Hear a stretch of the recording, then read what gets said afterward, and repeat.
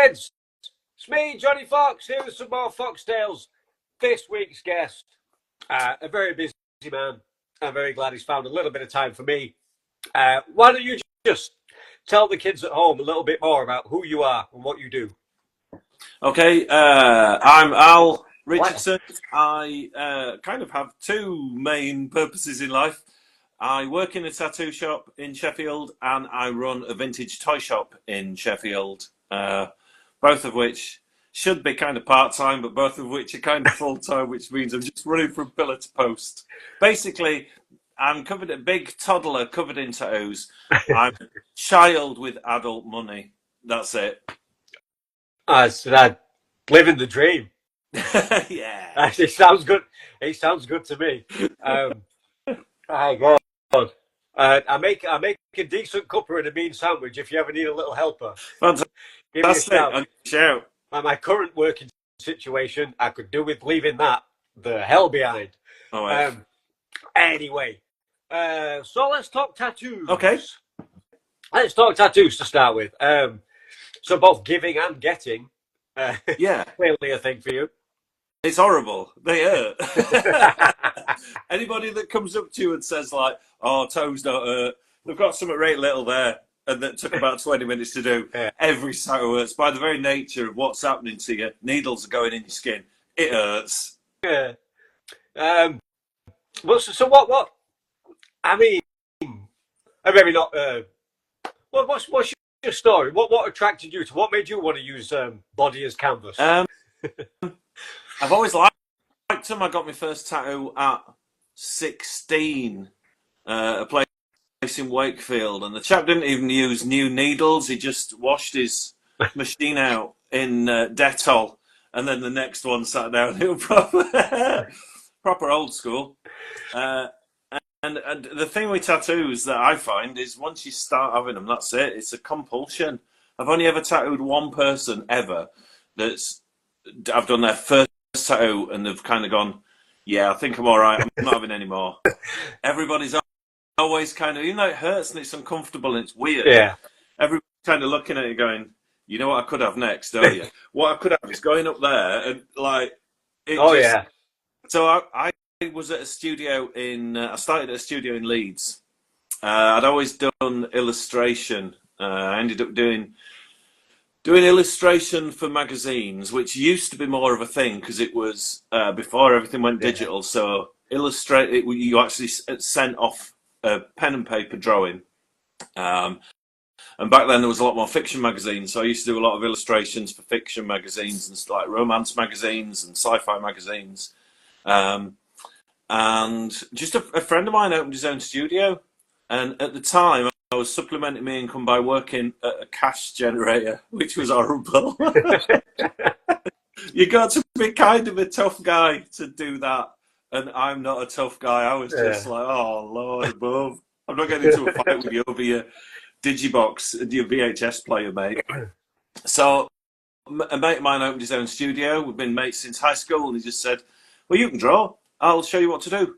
And I just turned up at his studio and started my apprenticeship, started tattooing. And I feel a little bit guilty because some people are pounding the streets, going into studios with their portfolio for years, going, just give me a chance, I can do this. And I was like, yeah, all right, I'll give it a go.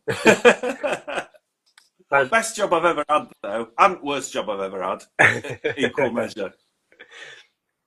Fantastic. So you still feel unfinished yourself. Have you still got more to cover. Yeah. I'm kind of a middle-aged guy now, so diabetes is wrecking my body and all the health things. So I can't always get tattooed. I talked to my nurse at the hospital and she's like, no, you're on a ban. Oh. But yeah, when people ask and say, oh, because it's really important to people how many tattoos you've got, and they say, how many tattoos do you have then? I always tell them I've got one. It's just not joined up yet. Yeah. Everything is just like all going to come together one day, I'm sure. Fantastic. So would you... So I know for some people it's like some deep, meaningful representation of something. For others, it is just an aesthetic, just purely art. It's all good, obviously. There's no wrong reason to go get one. Not really. I'm Not in that happy sense, with anyway. both. I've got stuff that because when you work in tattoo studios, you tend not to pay for your tattoos. If someone's free and you're free, they'll do you a tattoo, and then you find a slot to do them Yeah. one. So that leads to getting ridiculous things. I've got a full colour portrait of Carlton Banks from the Fresh Prince of Bel Air on my back. Just because somebody wanted to do it, and I was like, do it on me. Really? So Yeah. half my tattoos are just stupid, like moments of. I don't regret any. It's like it's fun. Yeah. Half of them are meaningless nonsense. It's more rather than the actual design having meaning. For me, it's. I don't want to sound pretentious, and again, I don't want to sound like a massive tough guy because I am so not a tough guy. But like we've got a really easy life. I know people have more difficult lives in this country right now than others, and I get that. I'm not saying that their lives are easy, but we've got relatively comfortable lives. There's no wildlife that's going to kill us. There's no Yeah. natural disasters, and we don't have like trials and rituals that we have to go through. And I quite like the thing with getting a tattoo, even if it's a stupid one. There's effort on my part. I go through a physical trial because they all hurt me. And at the end of it, I'm physically altered forever. And without trying to kind of culturally appropriate some other rituals, like some tribes have the bullet ant gloves and Yeah. like things that you do to yourself to say, I've changed now. And I see, for me, tattoos are a little bit like that. It's a physical trial, and I've changed now. I'm physically a slightly different person. I can see So that. I can see that. So how do you think uh, over the years the kind of the sort of the mainstream perception of tattoos and people with tattoos has that yeah, changed over your course of yeah. yeah, definitely. It's softened a lot. And things that were shocking, like face tattoos, even tattoos like, I remember growing up with skinheads and they had like a little swallow on there. And everybody was like, whoa, don't go, right, just stay back from him because he's got a tattoo there. So it's a lot more acceptable. I mean, like the toy shop job that I got like a year and a half ago, running that place. I was worried that it was going to hold me back a little bit. And nobody really batted an eyelid. Nobody cares Yeah. anymore. It's not a shocking thing. I think I try to come across as a bit of an approachable chap anyway. So maybe people don't see them as much, or there's more people with stuff on the faces. We have people in 4, 5, 6 tattoos into the tattoo journey, nothing massive, and they have a little something there, or a little, and it's just that it's like, oh, all right then. When I first started, it was like the last place you had to prove that you were covered, and there was nowhere really else for tattoos to go, and then you could go onto your hands and onto your face. Yeah. But now it's yeah, if you want some on your face, do it. I do talk Yeah. through it. I do say, there are times in my life when I'm massively aware that I've got tattoos on my face. Most of the time, I don't even think about Yeah. them. But there's just occasions in your life where it still happens. People are, I don't know if frightened's the right word. People are frightened of you or wary of you or the kind of move away from you because of how you look. But I guess that's never ever going to change. There's always going to be somebody that judges a book by its cover. Yeah. I mean, because I talked about this with Teabag as Yeah, well, and because it was because the same like growing up, they were kind of like they were the people you were supposed to avoid. Of course, I thought they were the coolest fucking people in yeah, town, and I wanted to befriend them. And I've always been attracted to supposedly what's different or alternative or whatever. I don't know, just always have. But yeah, it had that, you know, it had that to it, and then it became, Spice Girls, Yeah, like footballers, people that people look up to instead of just being the bikers and like the mafia and the yakuza. It became girl bands and yeah. pin-ups and I pretty kind of things. started at the tail end of that, so there were kind of middle-aged mums getting delicate little tattoos done, Hmm. and yeah, tough guy bikers and all that kind of thing. People that had nicknames, usually Yeah, with yeah. something pleasant before their name. People called Snake or Yeah, Two Dodge Strike or Staple Pete. yeah, the knife. uh, but yeah, so I mean, it's a good thing. It's got to be a good thing It's overall. good for I the still think industry. it still needs to go further. I mean, people will be people, and people are entitled to their own, opinions and everything, of course. But because I think, like you said, maybe the guy in the a kind of retro, cool little niche toy shop thing, maybe like he's okay. But when people take little Timmy to school and they go to like parent teacher night, and the teacher's got like a spider web where his hair they expected hair to be, suddenly they have a bit of a problem. Yeah, And I think I guess. we've got to get that far that it's not an issue. That Yeah, whether like just like your skin color shouldn't be an issue, whether it's natural, whether it's a tan, or whether it's ink. you know, one day, I think maybe. more and more people are starting to see a nice tattoo as like a piece of jewellery. Hmm. It's and I always say to people, it's like jewellery, but I can't pawn them in when I'm skinned. That's it. it Yeah, it's that's like great.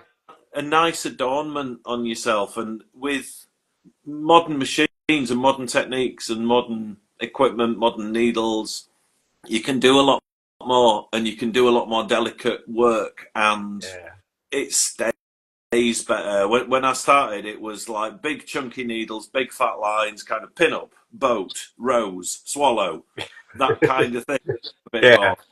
Whereas now it's as my work as an illustrator is always incorporated into my tattoo designs. It's an illustration rather than. I don't want to sound pretentious about it. It's still a tattoo, and people love tattoos because they're cool. That's it. There's no more to it than that. But it becomes an illustration, and like when you talk, like if you look at Dean's work, tattoo teabag, like you said, I know we've chatted about you, and his approach is taking the things he loves, turning it into an illustration, and saying, "Hey, this is what I want to do," rather than. I mean, the studio I'm in, we don't have stuff on the walls to choose your design, and all the studios when I first started, the quality of the studio was based on the amount of designs you had to yeah, pick from on the wall, yeah, and it would just you'd go in and go, I want that there, and you'd just get that. Whereas it's more standard now to go and have a little meeting with your artist and have a cup of tea and then say, like, what do you want? I could do this, I could work like this, I could do something. And it's more of a collaborative process, which I think can only be good. I love it, mate. yeah. I've got to get in on a lot more of that. Yeah, I have the to answer the question. I only have three, um, or the one, as you say. I really like that idea, um, and it's been years in between. Like I said, all the advances, and I can't wait. But like I said, is it kind of went through a fad of being kind of cool. Um, that also came with an inevitable sort of price rise Yeah, for a lot of the studios and kind of priced me out at the time from really continuing. yeah. And now things have seemed to come back round a little bit, at least a little bit. I And think my there's so personal many situation, studios, we've all and got to be a little bit yeah, competitive price yeah. wise. So I think I think it's about time I jump back in because I am far, far from finished, They and hurt things more and as you things have get only got older. better. They Yeah, As you get older, they hurt a lot more. yeah. Oh well. I'm glad I got loads when I was younger. They hurt less when you're younger. I'll take my chances. I'll get back to you. Um, So toys. Yeah. Let's move on. Let's talk about it. So is this an actual passion of yours turned into a job, or is it just a job? No, it can't be just a job. Um, Yeah, I have a job. They suck. oh, it, you've got to have a drive, I think, to do it, because you've got to know what you're on about a lot of the time when people bring things into the shop, which is where I get most of my stock from. Uh, um, you've got to have a rough idea of what you're looking at, so you've got to have an interest in it. Yeah. Um, you've got to be aware of what's coming up and what's going down. So certain things are losing the value at the minute, and it happens. I think it happens with all collectibles. So, for Oh example, yeah. like older dinky cars, the little die-cast Yeah. things from the 50s and 60s, the market's dropping a little bit. And without trying to sound macabre and horrible about anyone, a lot of those collectors are getting a little bit older. So they've either been collecting their entire life and they only need one more particular thing to kind of feel their collection's Yeah. finished. So they're more discerning. Or they're starting to pass away, unfortunately. So there's more spouses and families selling collections back into the market. So once there's a lower demand and plenty of stock, the Yeah. value drops. Yeah. Whereas stuff like 80s and 90s stuff at the minute is shooting up. Like if it's the right piece, if it's carded and in fantastic condition, Yeah. Biker Mice, Beetlejuice, all that era. That's what's kind of coming up. I guess it's people that had them as kids that have now built their career up enough so they've got a disposable income, and they're starting to kind of go, actually, I don't mind spending, £100 on a carded figure because it's a Yeah. nice piece of collection. Yeah. So do you have a much of a personal collection, Yeah. or do you just keep to the store? Yeah. No, I have. I have a lot of toys. I have a lot of toys. Yeah. I love vintage Star Wars stuff, which is over there. Um, No, uh, if I the amount of times I've like watched a TV show, a documentary, or if I've spoken to people sort of in the business, or gone to like conventions and you see things, you see the prices that they're going for, and I'm thinking, I had that, I had that, I had that, I had that, all went on a car boot somewhere for like 50 pence while I wasn't looking. It's like, Mum, I was always coming back for this so-called shit. I just needed to settle in by yeah. myself first. I was always coming back for it, but like, no. Well, the toys, the kids stuff here, we give some away to your nephew, and we put wrestle card. But what? I mean, The, don't get me wrong, they were well used and played with, so they wouldn't be yeah. like top tier money. But I've seen some things, even out of the box and things like that, and I've still thought, shit, I'd never have to work again if I had all of that. There's Not that certain I Star don't want Wars to sound like ones I that, was spoiled, but like no. I had some good stuff. Well, I mean, that's the two types of toy collector. There's people that are trying to buy up the things that they had as a kid. Um, and that's where they buy toys. I mean, there's always going to be like investors and Yeah. stuff, and then there's people that didn't necessarily have them as kids. My dad worked down the pit, and Yep. then when they started closing, he went to a factory, and I mean that's one of the reasons why I do things I love. Like I've always, my dad hated every day he went to work. Bless him. He liked the people he worked with. He had some really good friends at work, Yeah. but Yeah. the actual job, he hated it, and he dragged himself there every day. So even from being a little kid, I always thought, I don't care about the income. I want to do something that I really enjoy, whatever it is. But yeah, sorry. So No. there's those two types. There's the people that are trying to recapture what they had, and they were the kids that had everything. And there's the people that are like, I never had that as a kid. I could never afford that, Yeah. so I'm happy now. So it's I imagine as you say, that different things that drive the market up and down. Yeah. So I imagine the times we're living in, once you get that sniff of, they're making a big budget movie out of this, that probably helps a little bit, does it? Not so much Yeah. now, because there's so many people speculating. You see, we do comic books as well. I do back issues. So I managed to drop on a really big Thunderbolts collection just before, like the movie. Well, just after the movie was announced, Yeah. but like before it came out. And I've still got a lot of them, and they don't go up. It's because people do think kind of that, like, oh, that's going to be worth something one day. I'll put it away. It's like for Star Wars, there was a toy line in the 90s called Power of the Force. So that at the end of the original vintage Kenner run, they were the Power of the Force figures. So then Kenner brought them back as Power of the Force 2. And they did so many great figures, but they're only worth 5-10 quid each at a push. And they've got to be mint and they've got to be on the card because everybody kind of went, oh, Star Wars figures, they're getting quite expensive. So they bought all the new range and put them away on card in boxes. And so the market's saturated with mint carded ones. It's the things that got opened. They're the things that got opened and enjoyed and played with. They're the ones that now have a decent value. Hey, I don't like, because I have a friend who has a fantastic comic book collection. Like, fantastic. All the kind of the first appearances and particular story arcs, all that kind of thing, for several different characters across different brands.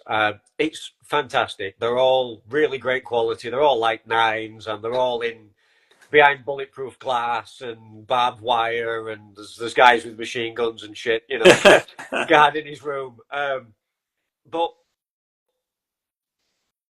the difference between me and him, he's got a fantastic comic book collection. I haven't, but I've read them. Like, he doesn't even know these iconic storylines particularly. He just thinks they're worth something, or that they will be, or they were at the time, but then he didn't sell it on, he kept it, or whatever. And it's a fantastic display, a great museum. But I've read them and enjoyed Yeah. them, and stay with me for, hopefully. I'll probably remember some of this shit when I can't remember, my wife's name. I'll probably remember what happened to Peter Parker. I'm with you on that, mate. I've got quite a big comic book collection, like at home, and they're for reading, they're for enjoying, they're for looking at the art. As someone that works in like an artistic job, and I still do illustration and stuff, so like I'm always looking at composition and how they represent action happening and what kind of action, whether it's subtle, whether it's a head, or whether it's an actual massive punch in the face. Like, I love seeing how they're composed and telling a story with images as well as words. They're for reading, they're for looking. Well, they're not just for reading; they're for smelling as well. Yeah. Oh yeah. A little bit old. That fusty smell. It's heaven. Yeah. I mean, it's just fulfilling its destiny. It's people worked really hard, like I said, on that artwork, on the lettering. Even the tracer. Yeah. Worked really fucking hard. The inker, the colourist, the letterer, everybody has put their heart and soul into that to create this amalgam of ideas. Yeah, it was never its destiny to be vacuum sealed and stuck to the wall. Yeah. I mean, I get it. I get it. Each to their own. And if there's people watching you do that, I'm not bad mouthing you. I'm not saying it's wrong in any way. It's not for me. They say toys are not for children, and there's some truth to that as well. But toys are meant to be played with, however old your child may be. We're all curators of our own personal museum. If you collect stuff, you curate in your own little personal museum. And if you want that tactile, that's brilliant. But if you want that slabbed and sealed away, never to be opened in an airtight container, and just look at it and never interact with it, then that's cool too. It's your money, Yeah. I guess. You do what you want with it. I like faffing with stuff. Yeah, like my extensive VHS collection. It's fucked because I watch them a lot. I could stream them. Most of the things that are Yeah. available somewhere else, but I still ruin the tape while I can, while the player's holding up. I can go one more ruiny than that because I've got a video disc player, not laser Oh disc.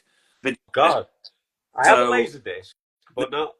the video discs destroyed themselves because, I mean, essentially it's a film on a vinyl record. I'm a record collector as well, so I'm fascinated by anything on vinyl. And like, yeah, you only get a certain amount of plays because the grooves are so delicate. Each time you play it, the medium is destroying Yeah, itself. yeah. But I'll watch like Escape from New York on it and hook it up and be like, oh, it's a bit grainy and the sound's not great and this bit Yeah. goes green for some reason. As it should be. Oh, fantastic! Yeah, couldn't agree more. Couldn't agree more. Hey, Al, you want to play a game? Yeah, cool. No wrong answers. And there's no prizes. Okay. I'm afraid. If I ever get paid for this shit, then I won't get paid for it because I'll just give it all away in prizes or something. Because I think that'd be really fun, and I'd love to do that, but I can't. So and it helps us get to know you just a little bit better. Okay. I always like to play a little bit of this or that.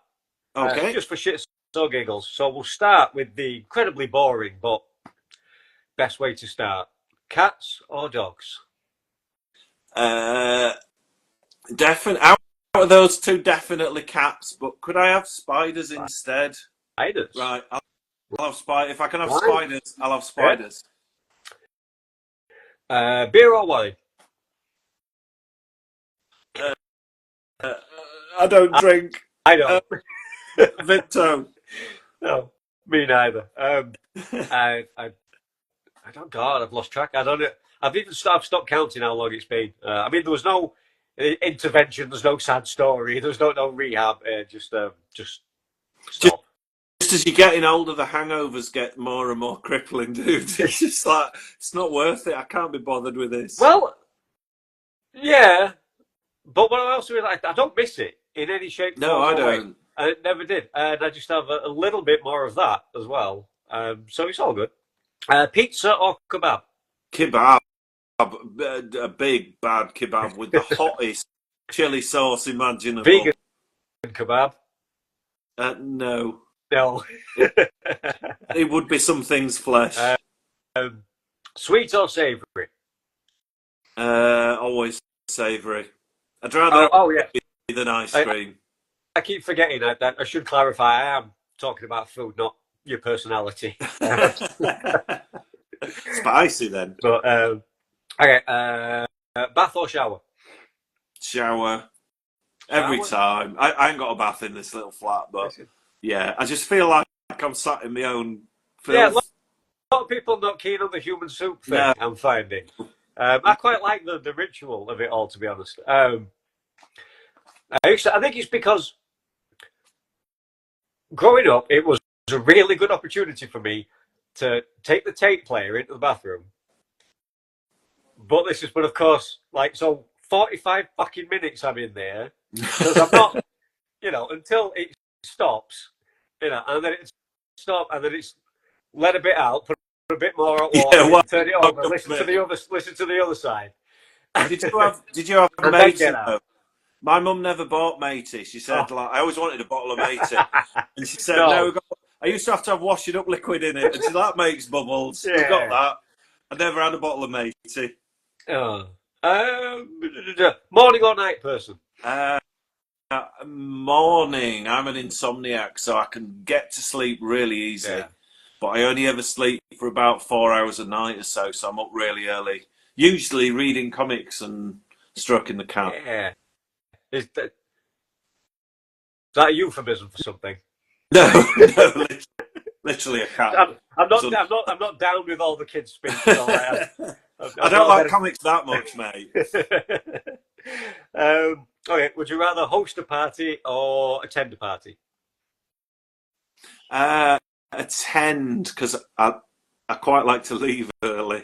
Yeah. I think there's some coffee at home and a book and some comics. I'm gonna go home. Yeah. Um, okay. Would you rather have money or free time? Uh, Money, because then I can pay somebody to do the things that's encroaching on my free time and buy some free Well, time. yeah. Well, that's the theory, isn't it? That's what I said. A lot of people go with free time, and I totally get that, and I agree. But I do like to throw off that, in theory, I mean, having never had the substantial amount to really confirm or deny, but in theory, money should buy you free time. Yeah, you should be able to It pay should, someone else to do the boring crap so you can have some fun. That would be the definitely. plan. Scuba diving or skydiving? Uh, I probably have to pick, even though it's more scary, I think, skydiving, because I have a crippling phobia of things under the surface of deep water. Yeah. Yeah, Well, we don't know. Well, we don't know what's down there. it's all unexplored. And then watching Jaws when I was a kid, like, yeah, I'm not. No, I'm good. I'm on the solid bit. I'm not getting in the splashy bit. Yeah, yeah. What's like? Yeah. I mean, we know more about the outer reaches of the galaxy than we do about what's down in the ocean. Could be So old. crazy. The sea don't like us. We shouldn't like it. Let's just leave it alone. Whatever's down there can just crack on, do what it Oh yeah. wants. What else have we got? Polka dots or stripes? There we Stripes. go. Okay. Would you rather be a vampire or a werewolf? Actually, I'd rather be a werewolf. As Yes. much as I love vampire stuff, I adore vampire stuff. I think there's something a lot more primal and fierce about a werewolf. Yes. So, Finally. and I'd Fine. finally have some hair on top if I were a werewolf. You never get Yeah. like slaphead werewolves, do you? First time for everything. Um, there's no entirely accurate law of what your wolf form might look like. No, you no, know, I might so still be a baldy. it could be, could be which could be far more terrifying and slightly less cuddly than some of the other Kind of werewolves. like So you Danny never know. DeVito slash werewolf kind of thing. That's what I'd be going for. Yeah. Okay. Okay. Let's go with the slightly potentially sometimes controversial ones. I think we might know the answers to this one. Star Trek or Star Wars? It's going to be the wars every time. Every time. I like the '60s Star Trek. That I think that's kind of a fun sci-fi romp. But I find Star Trek a little bit more like it's all about the politics of intergalactic races and stuff and dealing with that. And I've got a really short attention span. I like space lasers and things blowing up and all that, wizards and shit. So yeah, Star Wars. Okay, so what about Dragon Ball or Pokemon? Pokemon. I was one of the original gym leaders. I used to work in a massive bookshop in Leeds, and Wizards of the Coast came and said, "We're launching this new game in this country. We need someone. We need to teach someone how to play it." And so that it turns out it was Pokemon. I had a yellow outfit, a bit like a Kill Bill type tracksuit with gym leader on it, and I had my own little enamel badges. Uh, Wizards of the Coast gave me a fantastic deck that was almost unbeatable. And if a kid beat me, they got like one of these exclusive badges. So I'd have kids coming from all over the country to play Pokemon against me. Great. So Pokemon every time. Okay. Yeah. So let's get a little bit silly. Would you rather have fingers as long as your legs or legs as long as your fingers? The long fingers, definitely. Imagine creeping into a room and like you're coming through the door and people just see these fingers for like massive fingers coming in first. Imagine how creepy you'd be. I'd love that. Yeah. Owl leg Oh hands. yeah. It would be great. Okay. What about? Okay. Would you rather have pizza that never goes cold, or maybe kebab that never goes cold, or ice cream that never melts? The thing that never goes cold. Kebabs go cold too quick. They do. Yeah. They do. Especially if it's probably too big. And Can they be too? Can they be too big? No, well, I don't now think they getting can older, they? yeah, they can. I'm eating like smaller and smaller portions, like a pensioner. So, okay. Would you rather burp confetti or fart glitter? The glitter. That'd be fantastic at a party. Wouldn't At a it? wedding. I know traditionally it's confetti, but Yeah. like just dropping them and bending like, here we go, love. Yeah, that. Yeah. Why not indeed? What about, would you rather be a genius in a world of fools or a fool in a world of geniuses? I already am a fool in a world of geniuses, mate, so I'll just stick with that. Yeah, I'm fine with that. definitely sounds more fun. I've lived with that for the past 50 years, so I'll stick with it. Yeah. Now, you know what? Okay. Uh, Kids, if you're just joining us, you're late, you've missed it. There's been blood, guts, sex, violence, nudity. It's been phenomenal. You'll just have to watch it back on YouTube tomorrow at some point. Oh, well, poor you. But this is Al Redbeard Richardson, and he's living the dream as tattoo artist, illustrator, collector, and toy shop owner, runner. Fantastic. Because me, I don't get to do any of that fun stuff. I have just become my moaning, miserable dad and hating every day, Oh, dragging myself off there. Um, I tried not to. I had a little like I'm going to be a rock star thing, which oh, didn't quite pan out, and so now I've rejoined, society.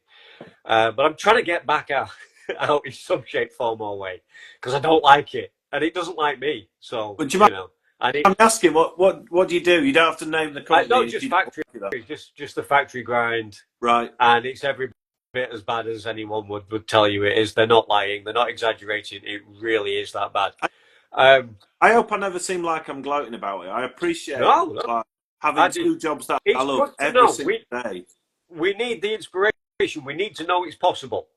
Uh, I mean, you've got to put the work in. You've Yeah, got to have the drive, and a bit of luck never hurt anybody. But but you can make it happen, kids. So we're living proof right here, and that's always good. definitely. That's why I like doing this, because me, right?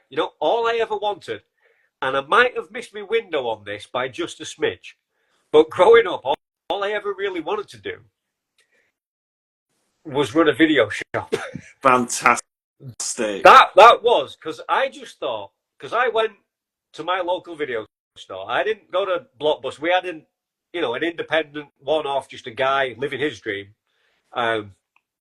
video store, Gary, and I went in there, and me and my brother went in there like so often. We got so much stuff. We were by far the best. When they start just like not charging you for that one, Yeah, and then they start that not one. charging Yeah, you for any of them. Then it's like, okay, you've got some of these latest releases, and then you've got a bunch of like cartoons and stuff. Well, just take the cartoons; it's fine. That kind of thing. Then they start giving you the posters. no, when And you start what have you? posters Yeah. and your So bedroom's full of yeah. like So Stallone and yeah. Schwarzenegger So posters we and had a Fright Night. yeah. So I had a pretty sweet deal while it was there, and I just saw this guy every day. I thought, I know for a fact he comes in, he sets up, he gets all the latest releases, and I know because we got talking. Yeah, he does watch them before he puts them on the shelf. Watches Of them at course. home before he puts them up. So he gets to see all the latest films for free. I get my share of freebies, but I'm still paying for the latest ones. So he's seen all that, and he used to come in, and he used to have a TV up on the wall on brackets.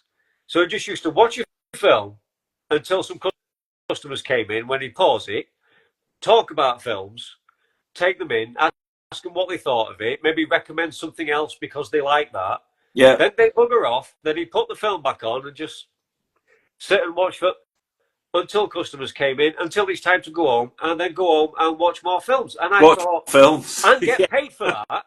That's a job, a career, perhaps, even like that. Just I thought that's the highest deified form of life on earth at the time. I thought was to run a video shop. And that is what I would have thought as a kid. You know, do you want to be a fireman, a cowboy, an astronaut? I was like, I want to run a video shop. Well, it doesn't have to be a video shop, dude. So there's I spent some of my growing up time in Wakefield in West Yorkshire, and there's a video shop there, and it's fantastic, and it's full, and it says video rentals, and you walk past it going, what? And it's the entrance to a cocktail bar. One of the big video shelf things opens, Right. and you go down some stairs, there's a cocktail bar. It's brilliant. But like, even just doing that, even just having part of it as a video rental shop, you could do something else to actually, because it is a little bit niche for people with a VHS player coming and renting tapes. And if it's something really expensive, like an original Texas Chainsaw Massacre or Evil Dead, they're going to rent it for however much and not going to bring it back. No. That's what I do. So don't do it, but find a way to do a business that's going to work, but incorporate your video shop into it. So they've got to go through. Yeah. So let's go. What about what's some childhood favourites? What I like, anything, just pop culture related, whether movies, music, toys, whatever you want to go for, all of the above. What were some of your childhood favourites? Movies wise, it's a mess, and horribly inappropriate, because we had a little video shop where I grew up. Again, I didn't go to Blockbuster. That wasn't a thing. There was a little video shop in the village, and the DPP Video Nasties Act had just come in, so there was a lot of stuff that was banned. And this dude that ran it had them all, but didn't burn them or whatever you had to do with them, give them over to the police. He just kept them under the counter, and never bothered about your age and certificates. So it was 25p to rent a film. I'd go to rent my films, and I watched Texas Chainsaw Massacre, Last House on the Left,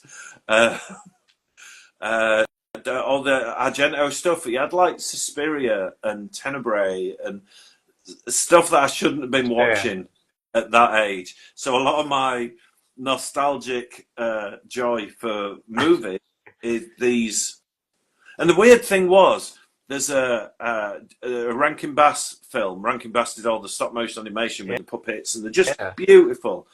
There was one they did called the Mad Monster Party. I've always loved that, like, Monster Mash, monster movie, like ridiculous novelty songs about Frankenstein from the 60s and model kits. That's part of what I collect and all that kind of stuff. And I just wanted to see this film. And my mum looked at it. It was always when my mum was there. And she always said, oh no, that looks horrible. That. Oh, you're not watching that. And it's like, Mum, I literally watched like Mondo Carne last week. He got out from under the... Like, I've seen things that you wouldn't believe. I just want to watch monster puppets. Come on. Comics was Judge Dredd when I was young. That was 2000 AD was the best comic. American comics didn't seem to have a lot of relevance in my life. So I don't know why Judge Dredd did, or Strontium Dog, or Rogue Trooper, but there was a British sensibility to it, like in its humour and its aggression and all that kind of stuff. So it started with 2000 AD. I managed to used to get Action, which eventually got banned for being too violent, and the same company did another one called Scream, which was like 2000 AD but horror. So I read all those, but the one that stuck with me and still sticks with me is 2000 AD. It was just fantastic. Really was. I'm a big Nemesis the Warlock fan. Oh, that's just incredible. And like the birth of, I don't quite get what steampunk is. It's kind of like a musical genre, but with no music attached to it. But I always think that like Pat Mills and Kevin O'Neill created that kind of steampunk thing in Nemesis, because with the was it the Gothic Empire, that was Victorian. And they had goggles and steam-powered penny farthings and all that. I loved all them visuals. That were fantastic. That's good stuff. All right, I'm going to try and race through this a little bit, because this could be this could go on all night if I let it. I'm going to try not to. Oh, Okay, so let's throw a bit of oh, music in the mix. okay. Like a bit of what's rocking your playlists at the minute? If you ever you commute to work or whatever. Oh, so I've got a playlist on me for me walk to work. That's it's just a big mishmash of stuff. There's I adore the Cramps. There's a lot of Cramps on there. Going back to that rock and roll monster thing. There's Toya on there. There was a German band that I really love. I love a lot of the German new wave stuff called Trio. They had a hit with Da Da Da in about 1981. All right, I've, yeah. I've got a lot of their stuff on my playlist, and then a lot of soundtrack stuff. I collect soundtracks on vinyl, but it's got to be something I don't just collect any soundtracks. So there's a lot of giallo, a lot of horror, bits and bobs of sci-fi, but it's stuff like Escape from New York and Warriors of the Wasteland and stuff like that. That kind of that era stuff. Yeah. What else is on there? There's a lot of Ghost. I really like Ghost at the minute. Yeah, it's kind of like everybody does, but it's one of those times where it's kind of justified. Like you can see why they've got the kind of mainstream crossover somewhat, And and it's one of the time when it's totally okay for a change. I'm not into metal. I love like punk and 80s goth and Yeah, soundtracks and a lot of early electronica and stuff. And a lot of my friends are like, they know I like Ghost, and they're like, yeah, but Ghost aren't metal. And I'm like, I don't want them to be metal. They're not metal. They're like, if you imagine like, and people have said it before, the baddies from one of the baddies from Scooby Doo forms a band. That's what Ghosts are going to be. yeah, Like, yeah, if Aleister Crowley was around at the same time that disco was hot, he would have been in. That's Ghost. And they yeah. are funny. They are like they poke fun at themselves and at everything else. Mainly, don't want to offend anybody. Mainly the Catholic Church, but that is obviously something to do with that. Tobias Forge has got a. He wants to work that into his pastiches, whatever he wants to do. But I think they're fantastic and so much fun at the minute. They just make me laugh so much. Oh, good stuff, good stuff. Yeah, 'cause I usually do this question, but because I don't have a feeling you probably agree with me. I don't really uphold to the guilty pleasures. You know, I like what I like. It's fine, and I'll tell you, and it's okay. Judge me, Yeah, whatever. man. We all like I different like, stuff. I like for a Yeah, reason somewhere. we all like different things, and we can still be friends, or at least I can. If you can't, that's on you. So I don't really want to go there with guilty pleasures as such, but I do like to ask, like, if in that sort of vein, if there was something, maybe like a musical artist or a film or a TV show or something that you like, that at least you think mine, that you know a lot of people don't, Yeah. or that you think people might be surprised. Uh, What you like that? for TV shows, it's an awful one. It's the original series of Dark Oh, Shadows. I'm obsessed with it. I collect all the things. I've got the LP where it's Jonathan Frid as Barnabas Collins reading romantic poetry to you. I love it so much. But it is awful. it And I've is. got Yeah. friends that have But watched it and gone, you love it so much, I'm going to give it a try. And I'm like, it's dreadful. My son's in his 20s and he was like, so what's all this Dark Shadows thing? Let's have a go. And I'm like, dude, no. It's shockingly bad. But for some reason, I just want to be at Collinswood, kind of exploring, having weird adventures with everybody. yeah. Music-wise, because there's so much. I mean, like, I guess there's a route into it. Because I like so much Italian stuff. I love Goblin, but that fits in with my film collection. I don't think that's like a guilty pleasure. Yeah. But that's kind of spread out into stuff that you shouldn't own as a punk, I think.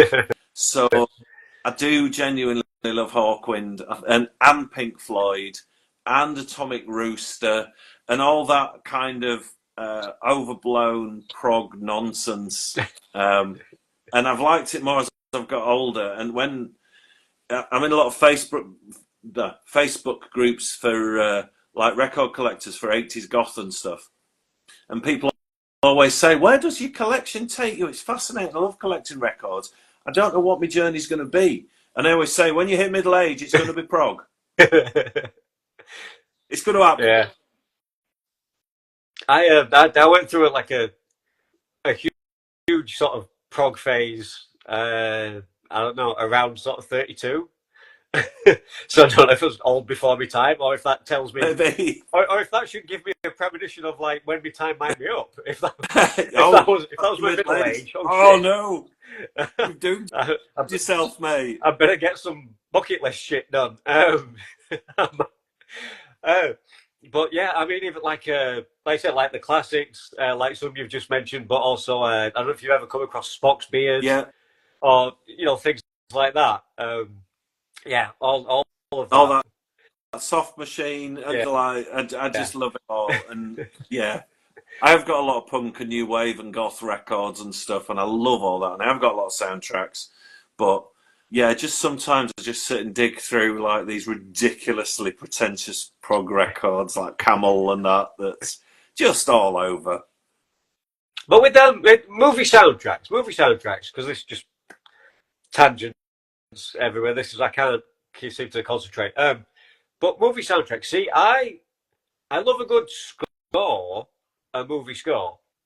Movie soundtracks, I only like as a soundtrack when it's individual like actual songs when Hang on, when they're used in scenes. I've only in got the one movie. LP that's actual pop songs, so we'll see if it's the same one.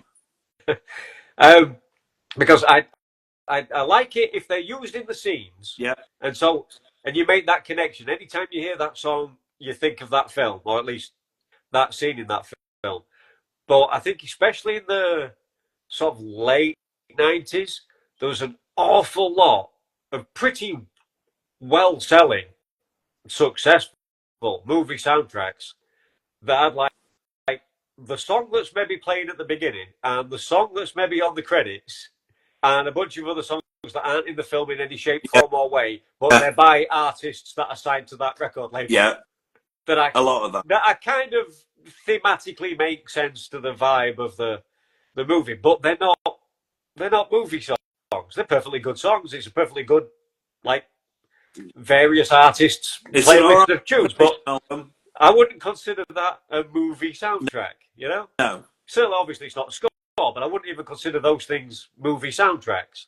That's why I think that's something why Tarantino was really big for me in his use of music.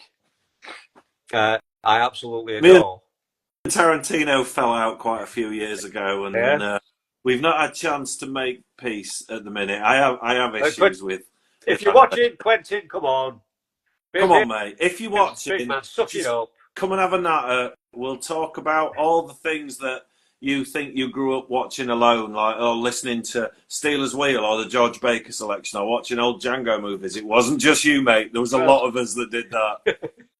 Yeah, he does kind of sometimes come off like he discovered these things, doesn't he? But it's fair. I mean, yeah, I've had that sort of same issue, but he's also turned me on to a bunch of stuff that I did genuinely miss, and sometimes I've thought, oh, how did I miss that? Thanks, Quentin. So I kind of we're all right. We're all right. So the only score I've got that's like a compilation album, I think is the best one personally, and that's Return of the Living Dead. Oh. Just that album is just a party. It's a punk rock party. I love it. Indeed it is. Indeed it is. But yeah, all my others are scores. Like I love Morricone. Not his more obvious stuff. I like all his giallo and thriller stuff from the 60s and 70s. Fabio Frizzi, Riz Ortolani. It's that I'm not pretentiously like, oh, I love Italian film. It's They were just brutal and made for people with short attention spans. If you're bored of this scene, don't worry, it's going to end in 30 seconds and there's going to be a brutal murder and a prog rock song. You'll be fine. Just stick with it, pal. Yeah, very true, very true.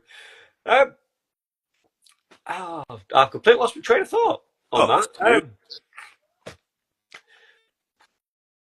But I was just thinking, right, so books.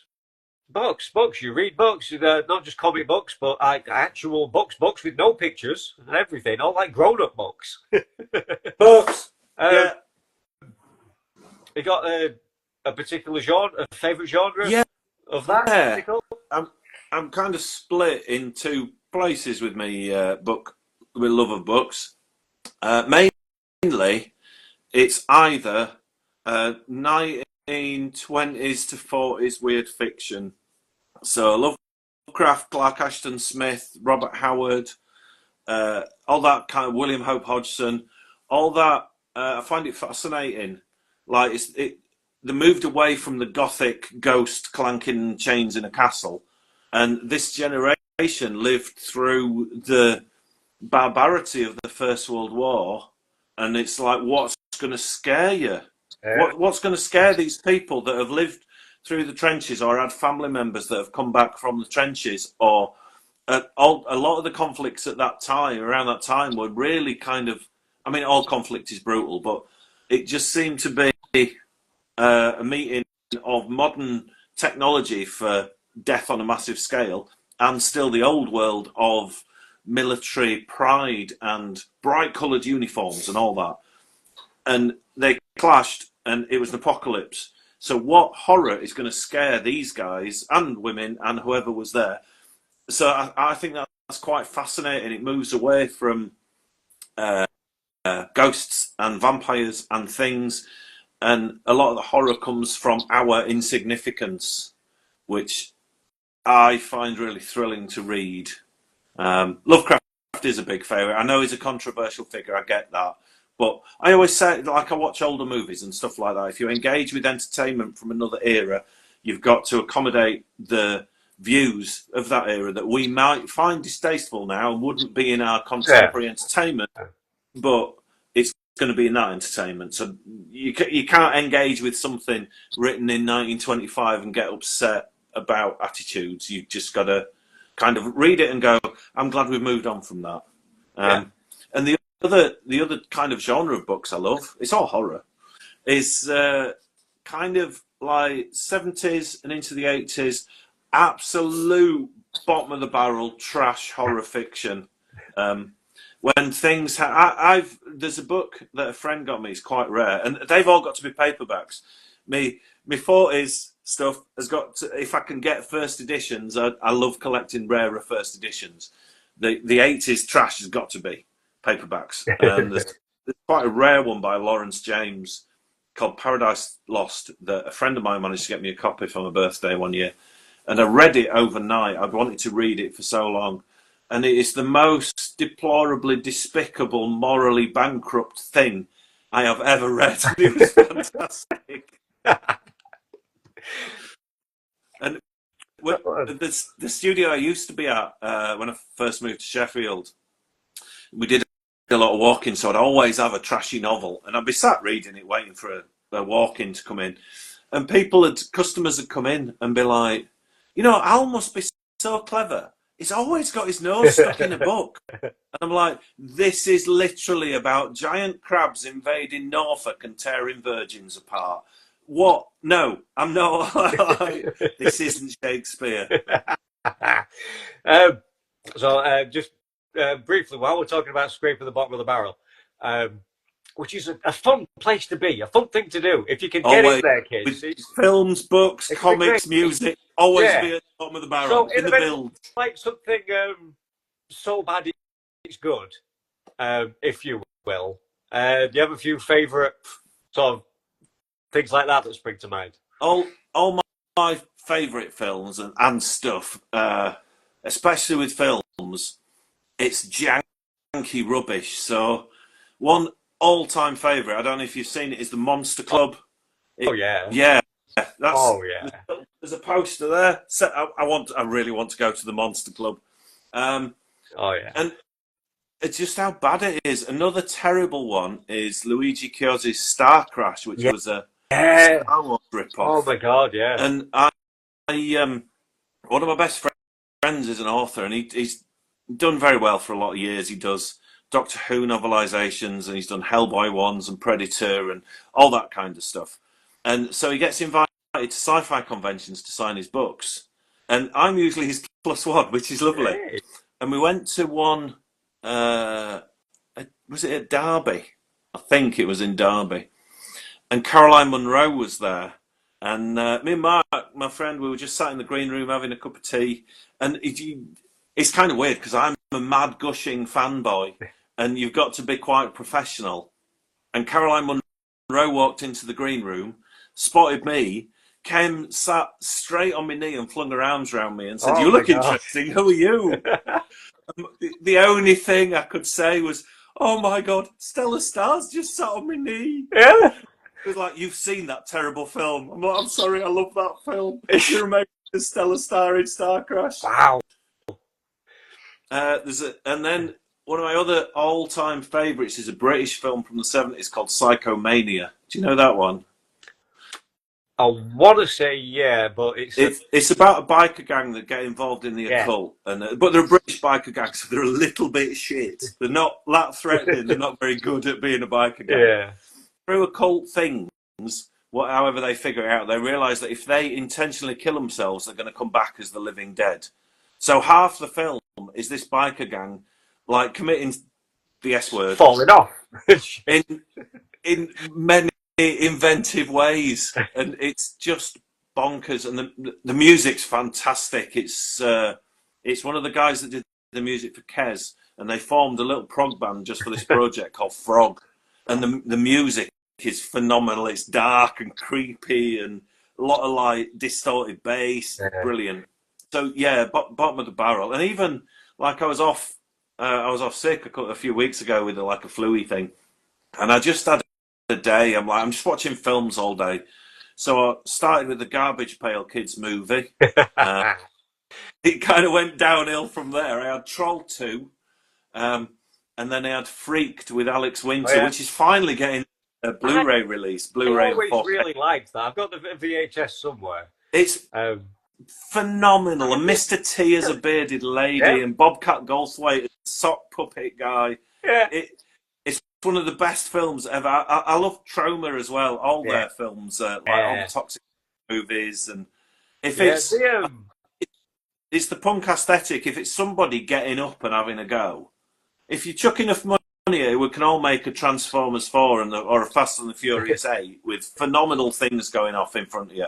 Yeah. But when it's just a bunch of idiots with like $50 and we're going to make Poltergeist, Night of the Chicken Dead, right?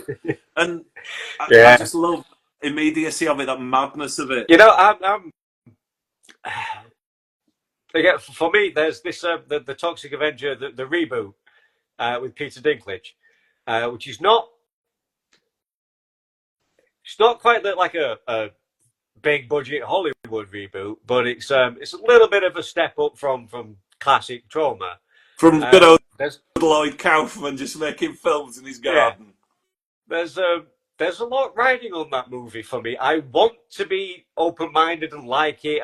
Whenever things are like reboots, remakes, or sequels or prequels, even though it's 30 years later or whatever, I like to try and be like, I'm just gonna let's just see. I hate that. I don't want to get too precious. It's just fucking entertainment, It's all make believe, and it won't ever stop the original from being fantastic, no matter how whatever this remake's like. No. But so that's one, because it's been in the can for like what 2 years or something. But people are just waiting. They're making us wait forever to get to see. Yeah, because studios were saying like it's unsellable, it's unwatchable. We can't show that. I mean, I don't know if this is just building the legend. They say what I can watch is half the rubbish I watch is genuinely unwatchable.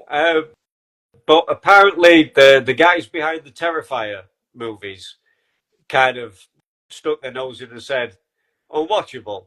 really, I've got to see this shit. Can we have is there any way we can get some kind of like screening? And they've watched it and went, okay, we'll release this. We can make this happen. So it is happening. I think hopefully by the end of the year, Brilliant. it is going to be happening. I don't know if it'll get much of a theatrical release, or it might find a streaming home somewhere, but we will get to see it. And I hope it's terrible. in a way, I hope it's absolutely fucking awful, because then it'll be great. Well, apparently, Lloyd says it's good. Lloyd likes it, but I think Lloyd would just probably say that anyway. Yeah, he so, likes it. But I'm very precious. I was very precious about remakes and reboots and stuff for a long time, and I didn't watch them, and I got all snippy about them. Yeah. And my friend, the chap that's the author, he said like he got the remake of Dawn of the Dead with Ving Rhames. Yeah. And I was like, I'm not watching that. Dawn of the Dead is sacred. It's not quite as good as Day of the Dead, like in Romero terms for me. That's my favourite. Yeah. But Dawn is a very close second, so I'm not watching it. And he brought it around for me to watch one night, and we're just like, just have a little go. And that opening sequence that goes from an alarm clock going off, and within about 3.5 minutes, everything's exploded, everything's blown up. I was just like, this is fantastic. So ever since then, I'm quite happy. Like, if you want to remake a film, I'll have a look at it. Yeah. Let's see what happens. I mean, go for it, because it's all been done. It's all been done. All the stories have been told. All the songs have been sung. It's all been done. But, and I say this to the artists of whatever ilk I get on it, it's never been done the way you do it. Yeah. That little nuanced, unique way that you do it. So do it. Don't be put off by like because there's something else out there that's iconic and you don't want. What's the point? What's the point in me making a zombie film when there's Romero films out there? No, get it fucking made. Please make your zombie films. Because nobody's made one like you haven't. Your take on it. The inspirations will be there. The parallels are going to be there. Same with making music or illustrations or photography or whatever. But it'll have that you-ness about it that nothing else has got. And that could be the indefinable little something that somebody out there likes yours best. Yeah. So do it. Create. Definitely. Take influences from things you love when you do create things. But you also take a lot of influences from, well, I hated that. I don't want it to be like that. I don't want to make one like that. I don't want to record a song like that one. So it's it's that shift of influence, isn't it, between good and bad. I want to be like that, but I don't want to be like that. And the single greatest piece of advice I think that I ever had, or that I'd pass on, but I mean, who am I to pass on advice? If I was any good, I'd still be doing it instead of doing this, maybe. But it's like, fuck the fans. What do we know? and as a fan, I agree. You make stuff for yourself. Please yourself. If you like it, if you like it, it's great. If you screw up, nobody. There's only you that knows that it didn't turn out like you wanted it to turn out, like you had it in here. Yeah, it's just even if you're lucky enough to have legions of adoring fans, still fuck them, fuck a lot of them, because when you started this journey, you had none, and you took your inspiration from wherever, and you created whatever, So you don't need them. You don't need them. So you certainly don't need to pander to them. Just keep doing your thing. Well, it's just like I always chat to friends about Star Wars fandom can be quite toxic. Oh God, yes. And people go, "Oh, Star Wars is dead to me. I hate Disney and all that." Yeah. But the story doesn't stop. The story of Star Wars doesn't care whether you're because it's inert. It's not a tangible thing. It just continues. And if you watch it for a while and then dip out, it doesn't know. If you watch the beginning and will never watch any of it again, it doesn't care. The story just keeps going. So tell your stories, do your thing, and the story will just keep going. And if people don't like it, they can go somewhere else. Find a different story. Yeah, God, there's plenty of them out there. It's not a problem. Yeah. more and more. That's the thing that's really, really bugging me, that people can't just either just enjoy or just shut the fuck up. Just go find something that you do enjoy. I don't understand. It's such a waste of energy and your soul Yeah, it to is. spend so much time like Getting online angry about it and hating upset. something or someone and telling everybody why it's bad and why you're wrong Like for you own liking it. it. It's like, why? But why not tell me about that thing that you do like and try and turn me on to that and convince me to, oh, I've never seen that. Oh, I've seen a trailer, but I weren't interested. Like, get me into that. Do that. If you spend as much time doing, if everybody did that instead, like, there'd be Yeah. world peace. maybe, Yeah. maybe, maybe the aliens would finally pay us a visit and be like, you've sussed it. We're Them here lads on now. Earth have finally sorted it out. They've stopped arguing about Yeah. Star Wars.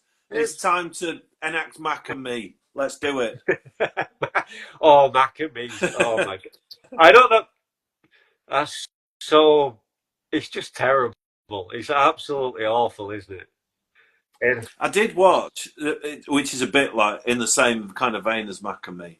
We got some Alf stuff in at the toy shop, yeah, and I bought a really nice talking plush Alf just for old time's sake because yeah. it's like it's Alf. I want an Alf. Alf. I loved Alf. I loved the show. I had a Well, stack of I, the comic I books. watched some of the episodes again. One of which I watched was the final episode. I don't remember how it ends. Have you ever seen the final episode of Alf? I'm on a tangent here, mate. I So I know that I have, but I haven't for some time. I've also been thinking about trying to dig it up. it's on YouTube, Yeah. but maybe because I don't want to tell you any spoilers then. But it stays with you. It's like it's not fun. Like the Yeah. very end of Alf is like, oh shit, that's really dark. It's brilliant. I mean, I've seen what I really like about Alf is I've seen so many of the like behind the scenes bits and outtakes bits because like the guy who I forgot the actor who does Alf's voice, they would fuck around and ad lib and stuff like I know the guy who played Willie, Yeah, who's no longer with us. He like hated it. He always looks like he's having so much fun, but he hated it because they he was didn't so get along. he But wanted they to know just they like liked each he other. wanted to kind of clock in, do his lines, clock out, go home. But there was so much messing around. It's like, it's not even real. Yeah. But there's real people involved in making Alf, Oh yeah. and they just went with it so many times, and he couldn't. That wasn't for him, apparently. Yeah. So him and Alf didn't really get along. There's a good documentary on YouTube about how the cast interacted with each other, and when you watch it, you're like, "Oh my word!" They just wanted to stab each other. Essentially, it was awful. Must have been a terrible place to Yeah. work. All right. I'm gonna wrap this up, but I can't go without asking you. Who do you think? Who would play? Who would play you in a movie? Living or dead? Let's go pure fantasy. Living or dead? Who would play you in a movie of your life? I would genuinely love to watch a movie about my life where Danny DeVito plays me. I know I've mentioned him earlier on, but I just think he's fun, and I love him in Always Sunny in Yeah. Philadelphia. He's just this grotty little goblin in that show. I'm not suggesting that Mr. DeVito is anything like that, but something like that. He's got the right hairline, and just to have a little squat fat guy playing me instead of a big tall fat guy playing me. Yeah. I actually rewatched Taxi. Not too long ago. I forgot how much I really like that. And Andy Kaufman in it is fantastic. Yeah. Um, but yeah, I would say for mine, I don't know. I don't know who I'd like. I Don't mean, you? You're asking these people all these questions. Go on. Who would you have? I know that for me, I know that it would be Peter Dinklage. All Um, right. Cool. Not necessarily because I want Peter Dinklage. I just know it. Just people. It just. I just think it'd be. It's just an obvious choice. He's probably taller than me, but with So chemistry. we could have this made, dude. Right. So our lives converge at this point doing this podcast. Yeah, Peter Dinklage plays you. Danny DeVito plays me. It's like twins, but Danny DeVito's the tall one. It'd be fantastic, mate. We're on to a winner with Oh my this. god. In fact, Peter Dinklage, they did I forgot what it's called. It's a twins reboot remake. Oh, I think right. I'm pretty sure it's just called Brothers or something like that. It's it's a completely different. It's a film that they were going to remake Twins. I think they chickened out because they got a lot of crap on the internet or whatever, or just couldn't quite go through Fans it. again, mate. Took Terrible. took the bulk of the screenplay, tweaked it a bit, and just made it like two brothers on a crime caper, which the original Twins does become a bit of a crime caper, but it's more of a straightforward. One guy is just a full-time life criminal. The other guy tries to have nothing to do with that, but they're going to get roped in together because they're brothers and they love each other. It's a buddy movie. So for the little and large sort of Arnie and Danny duo, it's Peter Dinklage and it's Josh Brolin. Right.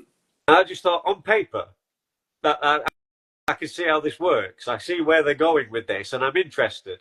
Yeah. And I've given it a watch, and it ain't bad. I didn't. Right.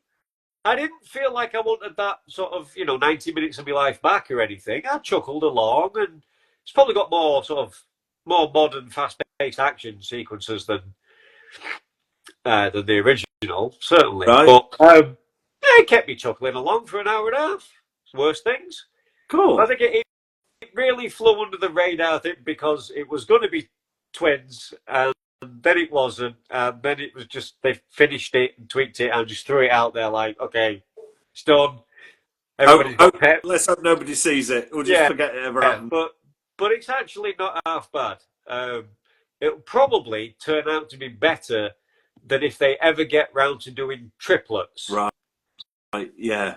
Because they keep throwing this idea around of getting Danny and Arnie back, and sometimes it's Wesley Snipes, sometimes it's Eddie Murphy, but you see where they're going with the third brother. Yeah.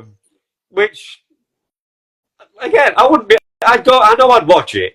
I know I'd go see it. I don't know what I'd make of it, but I know I'd see it. Yeah, I think you'd have to, wouldn't you? So, thank you very much for your time. Thank you, Mr. Fox. It's been fun. Oh, it's so much fun, so much fun. My biggest problem since I started doing this was ending them. Either because I could just go forever, or because maybe in some cases, not with you, but maybe conversation peters out a little bit. Okay. And I start struggling. But now I like to just wind it up, and I have a catchphrase.